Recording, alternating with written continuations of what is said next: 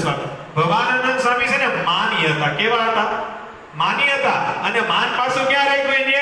ભગવાન સ્વામિનારાયણ સામું રાખ્યું. અને યાદ રાખજો, જેને સ્વામિનારાયણ સંપ્રદાયમાં માન ચડે, જેને સ્વામિનારાયણ સંપ્રદાયમાં પૂજાવાનું મન થાય, જેને સ્વામિનારાયણ સંપ્રદાયમાં હું પણ આવે કે હું કરું, હું કંઈક કરી લઉં, એને સમજી લેવાનું કે એને સ્વામિનારાયણ ભગવાનનો આશરો મૂકીને જાવું જ પડે, સ્વામિનારાયણ ભગવાનના સિદ્ધાંત મૂકીને જાવું જ પડે, સ્વામિનારાયણ ભગવાનની મર્યાદા મૂકીને જાવું જ પડે, સ્વામિનારાયણ ભગવાનની આજ્ઞા લોપીને એને જાવું જ પડે. કારણ કે મુક્તાનંદ સ્વામી એના બેનને પત્રમાં એને નિમિત્ત બનાવીને આપને બધાને સમજાવે છે કે મોહનવરને માન સંગાતે વેર. ભગવાન સ્વામિનારાયણને માન ગમતું જ નથી.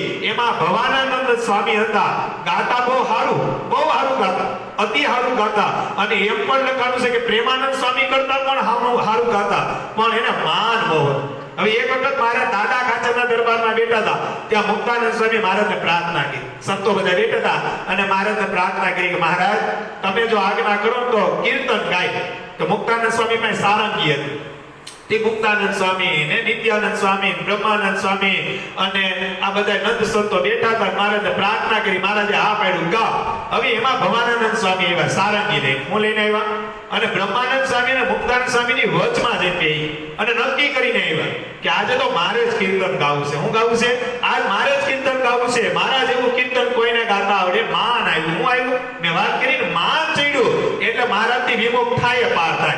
આજે થાય તો ઠીક છે, કાલે થાય તો ઠીક છે, પરમ દાડે થાય તો ઠીક છે, વરદી પછી થાય તો ઠીક છે, 15 વર્ષે થાય તો ઠીક છે. જેને માન આવ્યું, જેને મોટપ્ય જોતી છે આ સંપ્રદાયમાં, હું પણ હું આવી ગયું, એને આ સંપ્રદાયમાં ભગવાન સ્વામિનારાયણનો સિદ્ધાંત મૂકીને જાવું જ પડે. એમાં હાલે જ નહીં.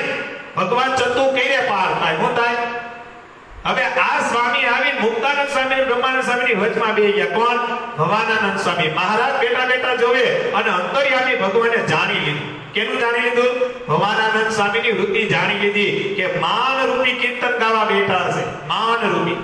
અને ભગવાનને તો માન મીઠું ગમે નહીં. કારણ કે સત્સંગની માં આપને એમ કહે છે, એના બેનને પત્રમાં કહે છે કે સાંભળ બેન, મોહનવરને રાજી કરવા હોય તો એને માન સંગાતે વેર છે. ભગવાન સ્વામિનારાયણ ભવાનંદ સ્વામીની વૃત્તિને જાણી ગયા અને ભગવાન સ્વામિનારાયણે પછી બીજા સંતોને ગાવાનું કીધું અને માનપણું હોય ને ત્યાં ઈર્ષા હોય, ક્રોધ હોય, વાસના હોય, આ બધા કાકા બાપાના ભાઈઓ છે ભેગા જ હોય.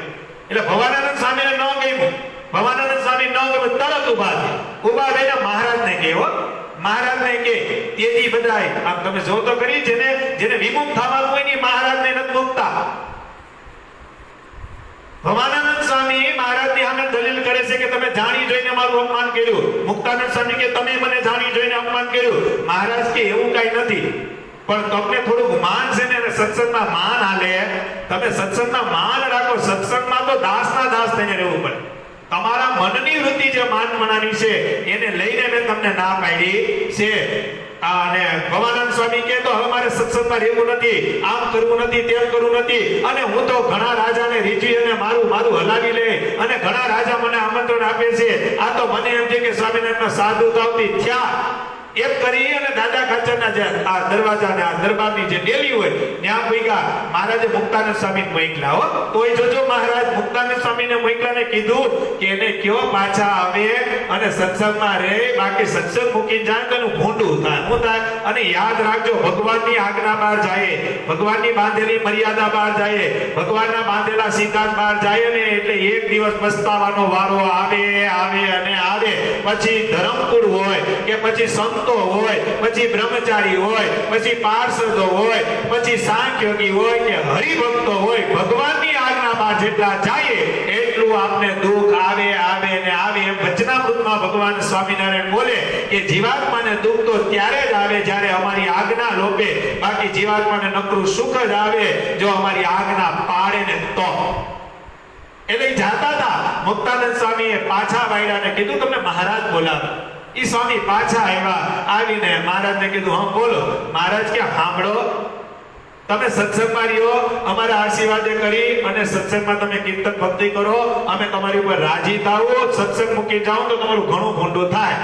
મહારાજે એમ કીધું તમારું રૂડું નહીં થાય. એટલે તમે સત્સંગમાં રહ્યો તો કે ના, હવે તો મારે વીર જવું છે, ઘણા રાજ દરબારો છે, ઘણા રાજમહેલ છે, અને મને તો ઘણું ગાતા આવડે છે, હું રાજાને રાજી કરી અને મારું ભરણ પોષણ કરી લે, મારે હવે સત્સંગમાં નથી રહેવું, મારે હવે સંપ્રદાયમાં નથી રહેવું, એમ કરીને ગયા. મહારાજ કે તો હવે ભલે જાય. 2-4-5 મહિના થયા ને, 2-4 ત્યાં ગરમાઈનો રોગ થયો. ગરમાઈનો રોગ થયો, ગાવાનું થઈ ગયું બંધ. ગાવાનું બંધ થયું ને એવા પીલાના, એવું દુઃખ આવ્યું, એવા પસ્તાના, અંતે પછી દેહ પડી ગયો. પણ પાછા સંપ્રદાયમાં આવી થઈ ગયા નહીં. કહેવાનું ઈ છે કે જેને માન ચડ્યું હોય, જેને માન ચડ્યું એને છેલ્લે પસ્તાવાનો વારો આવે અને આવે. આ વાત નિર્વિવાદ છે, લખી જ લેજો બધે.